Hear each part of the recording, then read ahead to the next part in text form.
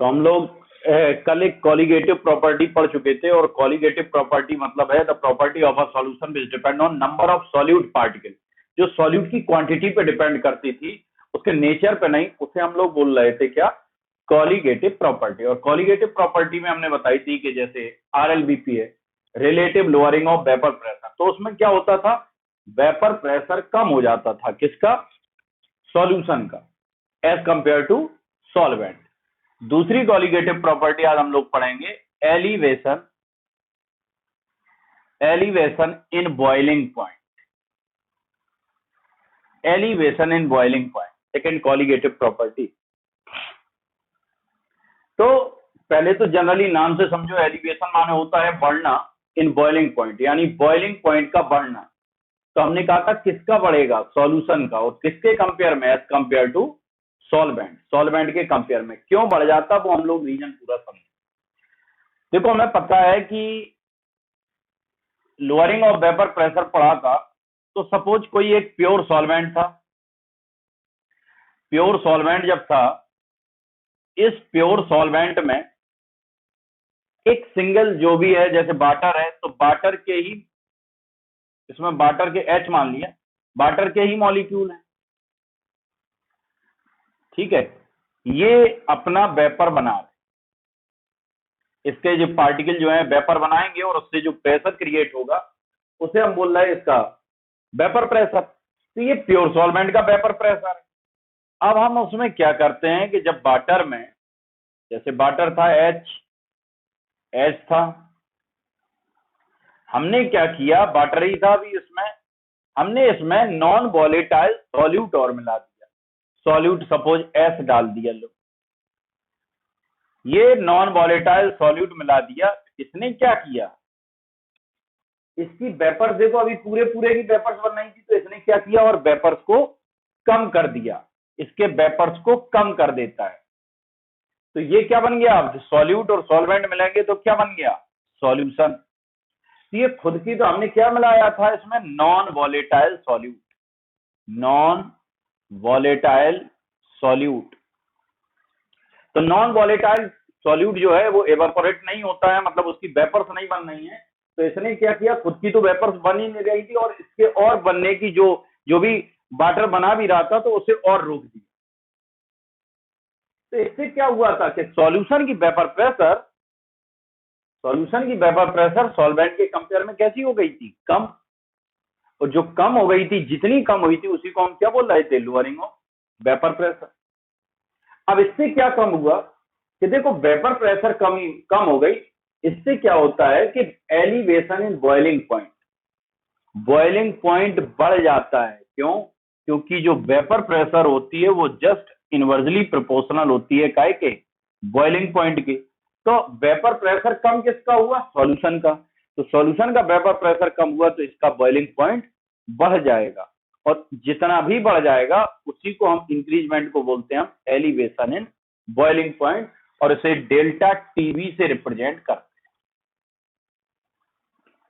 Suppose solution का जो boiling point है वो हमने माना है डेल्टा टीवी माना है, और जो प्योर सॉल्वेंट का हमने माना है वो टीवी नॉट। प्योर में जो होता है उसमें नॉट लगा, और इसका हमने मान लिया है जो बॉइलिंग पॉइंट है वो सॉल्यूशन का है, टीवी, इसमें नॉट लगा दिया तो ये सॉल्वेंट का, जैसे पी नॉट तो उस प्योर सॉल्वेंट का था, पीएस लगा दिया था उसमें, तो या पी लिख दो अकेला तो सॉल्यूशन का होगा। ये बॉइलिंग पॉइंट दोनों, सुनना ध्यान। थोड़ा अगर हम ग्राफिकली जैसे जनरली समझ लो कि एक बर्तन में हमने वाटर ले लिया, और एक बर्तन में हमने क्या किया, वाटर के साथ उसमें शुगर डाल, दोनों को हमने बॉईल किया, तो वाटर तो 100 ही पे जैसे बॉइलिंग हो जाएगा। लेकिन जिसमें तुमने नॉन वॉलेटाइल सॉल्यूट यानी शुगर डाल दो, यूरिया डाल दो, कुछ भी डाल दो, ग्लूकोज डाल दो, तो उसका टेम्परेचर सपोज 110 है और इसका मान लो 100 है, तो बॉइलिंग पॉइंट में इंक्रीज कितना हुआ, 10 का, वही इंक्रीजमेंट कहला रहा एलिवेशन इन बॉइलिंग। तो अगर हम इसे मैथमेटिक, अब पहले बात आती है एलिवेशन इन बॉइलिंग पॉइंट, अब सबसे पहले बात आती है कि यहाँ टेक्निकली हम बॉइलिंग पॉइंट को कैसे एक्सप्लेन कर रहे हैं, फिर उसके अकॉर्डिंग हम एक ग्राफ बना रहे हैं। तो पहले तो ये वाला फॉर्मूला देखो, अगर हम जनरली इन्हीं दोनों फॉर्मूले से हम कहें कि एलिवेशन इन बॉइलिंग पॉइंट क्या है, तो कितना एलिवेशन हुआ, अभी हमने जनरली समझाया कि डेल्टा टीवी, कितना एलिवेशन हुआ, तो किसका बॉइलिंग पॉइंट बढ़ गया, सॉल्यूशन का, और सॉल्यूशन का बॉइलिंग पॉइंट क्या है, टीवी, किसके कंपेयर में, सॉल्वेंट, यानी इसके कंपेयर में इसका कम हो गया तो ये माइनस में कर रहा हूं।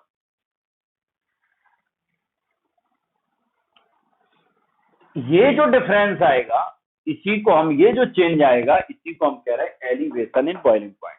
सपोज ये बॉइलिंग पॉइंट सॉल्यूशन का मान लो 110 है, ये 1010 लिख लिया, इसका मान लो 100 है, यहाँ 100 लिख दिया, तो ये क्या है, ये है बॉइलिंग पॉइंट ऑफ सॉल्यूशन, और ये क्या है, boiling point of pure solvent, pure solvent. अब अगर सॉल्वेंट में वाटर है तो उसका बॉइलिंग पॉइंट 100 डिग्री सेंटीग्रेड है, या हम उसमें 273 और ऐड कर देंगे, केल्विन में कर लेंगे। बात आती है कि बॉइलिंग पॉइंट किसे कहते हैं। अब बॉइलिंग पॉइंट की नई चीज, यहां पे हम ग्राफ भी बना रहे हैं, वो ग्राफ को ध्यान से देख, ठीक है।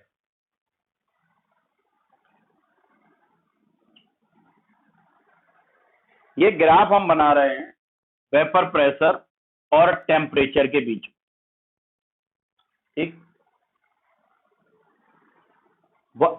ये शिवम से बारे मैसेज नहीं करना है भाई,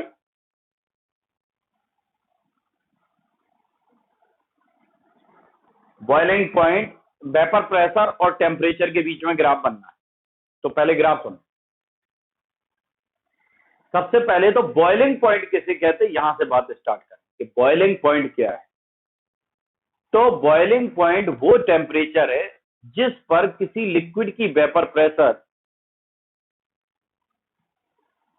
boiling point is the temperature at which the vapor pressure of any liquid become equal to the atmospheric pressure। जिस लिक्विड की vapour pressure atmospheric vapour pressure के इक्वल हो जाए, 1 atm होता है, मान लो ये है, ये हमने लाइन बना दी 1 atm है, ठीक है, ये वेपर प्रेशर है, ये 1 atm एटमॉस्फेरिक प्रेशर। तो हमने ये कहा कि कोई भी लिक्विड है वो वेपर बनाएगा जो वॉलेटाइल है, अगर उसकी वेपर प्रेशर किससे मैच कर जाए, एटमॉस्फेरिक, एटमॉस्फेयर का भी प्रेशर होता है, एटमॉस्फेयर के इक्वल हो जाए, एटमॉस्फेरिक प्रेशर के इक्वल हो जाए, वहां पे वो लिक्विड बॉइलिंग करने लगता है। भाई वेपर तो बनना ही, बॉइल कब करेगा, जब उसकी वेपर प्रेशर किससे मैच कर जाए, किससे इक्वल हो जाए, atmospheric vapour pressure. The temperature at which the boiling point is the temperature at which the vapor pressure of a liquid become equal to the atmospheric pressure, उसे बोलते हैं हम बॉइलिंग पॉइंट। तो अब बॉइलिंग पॉइंट समझ गए कि किसी लिक्विड की वेपर प्रेशर। अब मान लो एक लिक्विड है प्योर सॉल्वेंट, तो टेम्परेचर बढ़ाओगे, बताओ लिक्विड की जो वेपर प्रेशर है वो बढ़ेगा कि नहीं, वेपर बढ़ेंगी तो वेपर प्रेशर बढ़ेगा। मान लो ये है प्योर सॉल्वेंट, प्योर सॉल्वेंट है, उसकी वेपर की लाइन, तो इधर से इधर चल रहा है तो टेम्परेचर बढ़ रहा, टेम्परेचर बढ़ रहा तो ये क्या हो रहा, वेपर भी बढ़ रही, ये सॉल्वेंट की वेपर प्रेशर। अब अगर मान लो ये है सॉल्यूशन, अब उसी प्योर सॉल्वेंट में हमने नॉन वॉलेटाइल सॉल्यूट डाल दिया, तो अब क्या बन गया, वो सॉल्यूशन। तो सॉल्यूशन की वेपर कुछ कम होती थी, किसके कंपेयर में, प्योर सॉल्वेंट के कंपेयर में।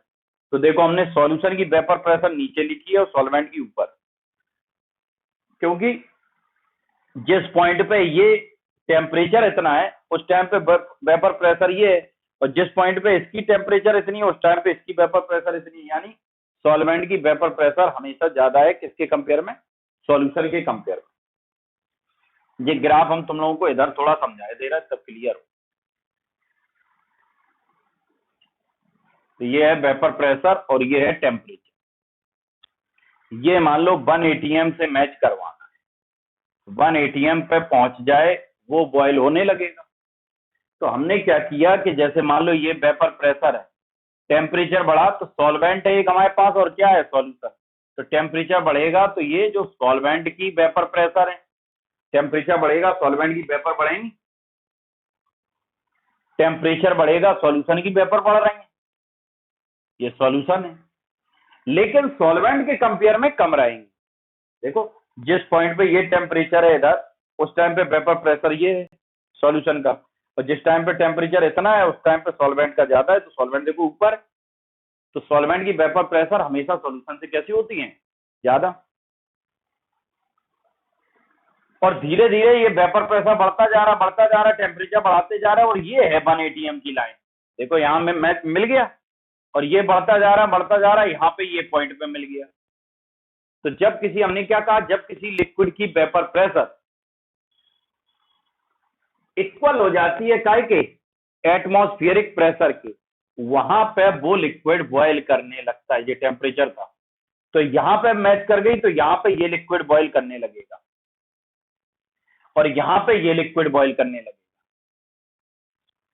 तो ये काय का था, सॉल्वेंट का वेपर प्रेशर। तो ये बॉइलिंग पॉइंट भी काय का होगा, सॉल्वेंट का, यानी T0 मान लिया, T0 भी। और ये काय का है, सॉल्यूशन का, तो हमने टीवी मान लिया। ये बॉइलिंग पॉइंट ऑफ सॉल्यूशन है, ये boiling point of pure solvent.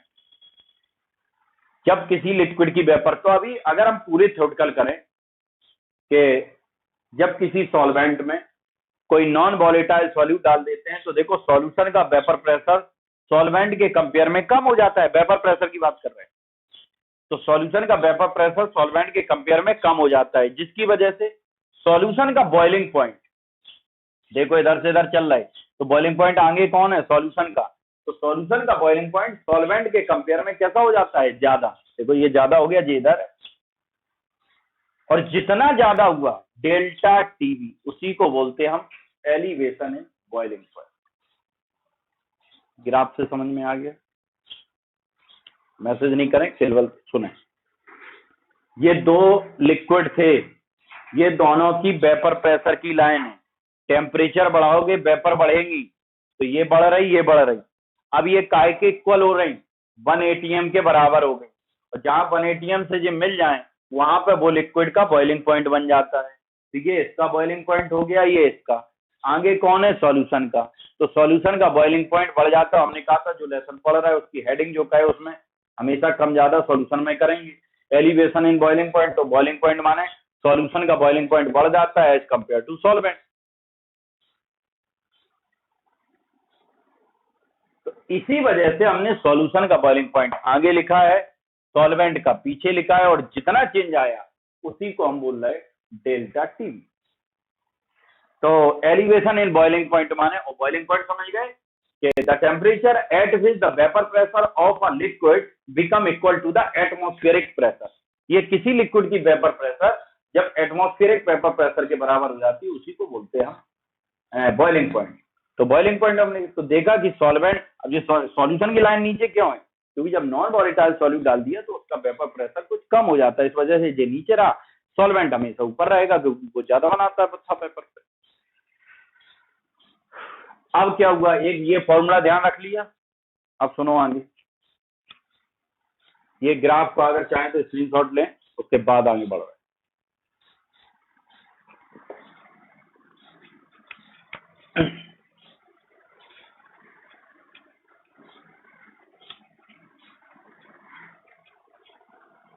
तो ये फॉर्मूला हमारा निकल के आया था कि डेल्टा टीवी बराबर टीवी माइनस T0 भी, यानी ये बॉइलिंग पॉइंट किसका बढ़ रहा था, सॉल्यूशन का। ये था बॉइलिंग पॉइंट ऑफ सॉल्यूशन, और ये था boiling point of pure solvent. Boiling point of solvent, pure solvent like water है।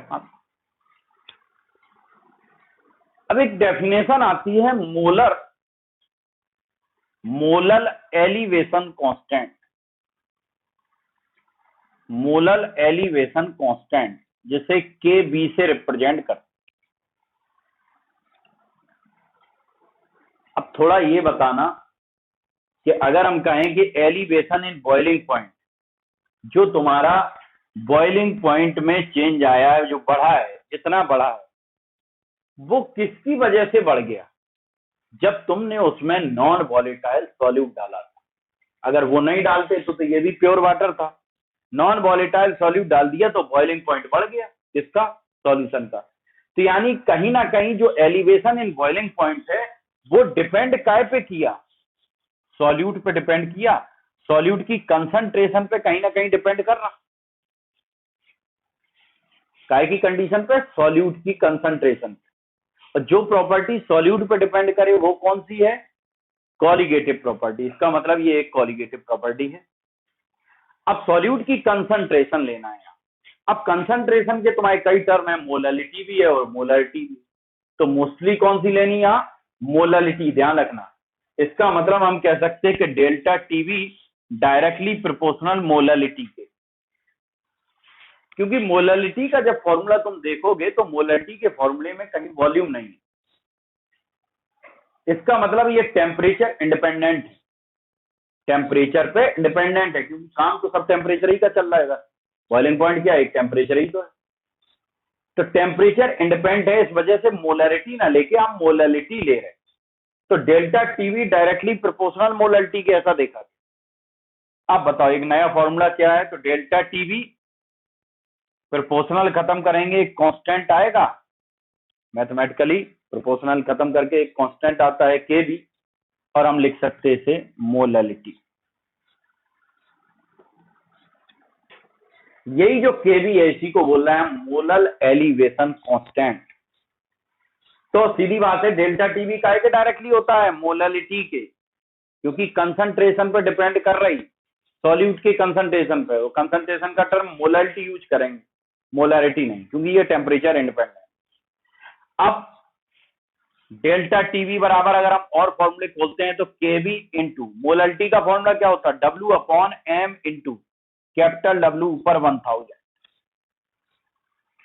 कैपिटल डब्ल्यू पता है सॉल्वेंट का ये मास है और ग्राम में लेना है, अगर ऊपर 1000 कर दिया। यही केबी क्या है, मोलल एलिवेशन कांस्टेंट। इसको अगर डिफाइन करने को भी आए तो हम ऐसा कह सकते हैं, अगर हम मोलालिटी की वैल्यू 1 मान लें, अगर हम मोलालिटी को 1 मान लें तो डेल्टा टीवी काय के इक्वल हो जाएगा। तो अगर हम किसी सॉल्यूशन की when the molality become unity, अगर हम मोलालिटी को 1 मान लें, then the elevation in boiling point become equal to the molal elevation constant. ये है क्या, डेल्टा टीवी क्या है, molal elevation in boiling point, और केबी क्या है, मोलल एलिवेशन कांस्टेंट। ये कब इक्वल हो गया, अगर हम मोलालिटी को 1 मान लें। तो अगर मोलालिटी को, तो इसे ऐसे डिफाइन भी कर सकते, डेफिनेशन भी आती। केबी क्या है, ये केबी ही है मोलल एलिवेशन कांस्टेंट, या इसी का एक नाम और होता है इबुलियोस्कोपिक कांस्टेंट। यही है मोलल एलिवेशन कांस्टेंट और इबुलियोस्कोपिक।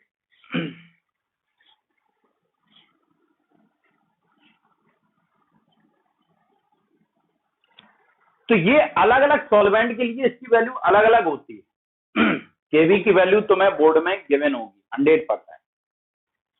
वाटर के लिए केवी की वैल्यू क्या होगी वो थोड़ा ध्यान रख लो कि सॉल्वेंट में अगर वाटर है तो सॉल्वेंट के वाटर के लिए केवी की वैल्यू तुम्हें याद रखनी है 0.52।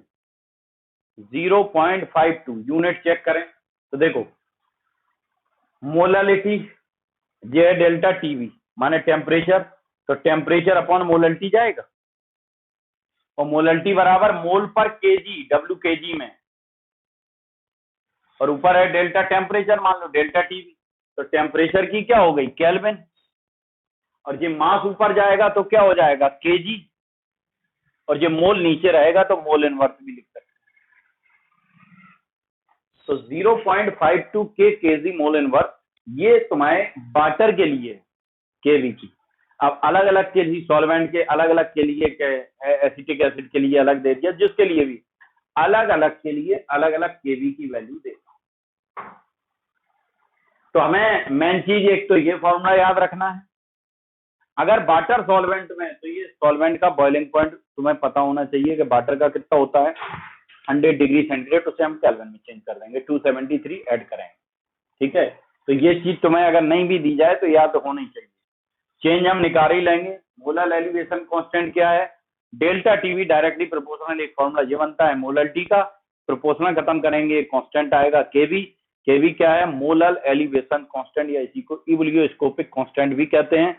और इसकी वैल्यू प्योर सॉल्वेंट के लिए अलग अलग है। जैसे मान लो वाटर के लिए 0.52 ये केल्विन केजी मोल इन बार। बात अगर हम करें कि केवी कैसे निकलता है, वो फिर ज्यादा डिटेल में हो जाता है। पहले चलो तुम तो अभी तुम्हारे लिए ये ज्यादा वैसे इंपॉर्टेंट नहीं है। केवी की वैल्यू अगर भी हमें निकालनी है तो एक यहां पे हम करेंगे ये केवी की वैल्यू आई कहां से, तो केवी इक्वल टू, जब हमें केवी की निकालनी तो फॉर्मूला आर टीवी का square upon 1000 into latent heat of vaporisation. इस फॉर्मूले से केवी आता है। आर तो पता है गैस कांस्टेंट है, टीवी क्या है, बॉइलिंग पॉइंट ऑफ सॉल्वेंट। ये सॉल्वेंट के लिए निकल रहा केवी, केवी सब सॉल्वेंट के लिए अलग अलग होगा, बॉइलिंग पॉइंट ऑफ सॉल्वेंट।